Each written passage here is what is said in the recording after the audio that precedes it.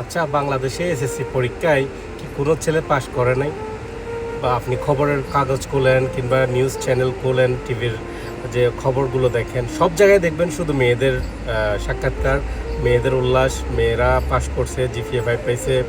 তো ছেলেরা কি করছে? একটা ছেলেও কি পাশ করে নাই? সব ছেলেদের উপর কি ঠাডা পড়ছে? কোনো একটা ছেলের সাক্ষাৎকার নাই, কোনো পত্রিকার ছবি নাই। আপনি দেখেন এখানে অনেকগুলো পত্রিকার কাটিং একসাথে করে এই ছবি দায়ের করা হয়েছে, যেখানে দেখা যাচ্ছে সবগুলো মেয়ের ছবি। মনে হচ্ছে বাংলাদেশের ছেলেগুলো সব ঠাডা পরে মরে গেছে, নাহলে কেউ পাস করে নাই বোর্ডে। মানে বোর্ড পরীক্ষায় শুধু মেয়েদের নাম উঠছে।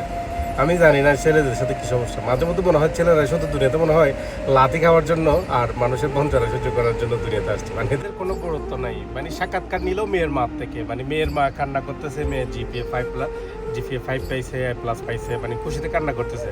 তো ছেলের মারা কি কোনো কষ্ট করে নাই? তাদেরকে আনন্দ হয় না? তারা কি কান্না করে না ছেলের মানে পাশে A+ পেলে?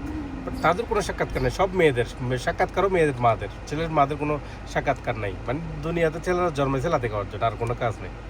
এটাই হচ্ছে কথা। মানে কিছু বলার নেই। এগুলো দেখলে মাঝে মধ্যে এমনই দুঃখ লাগে যে কি মানে একটা অপরাধ করে ফেলছি আমরা ছেলে হয়ে, তাই না?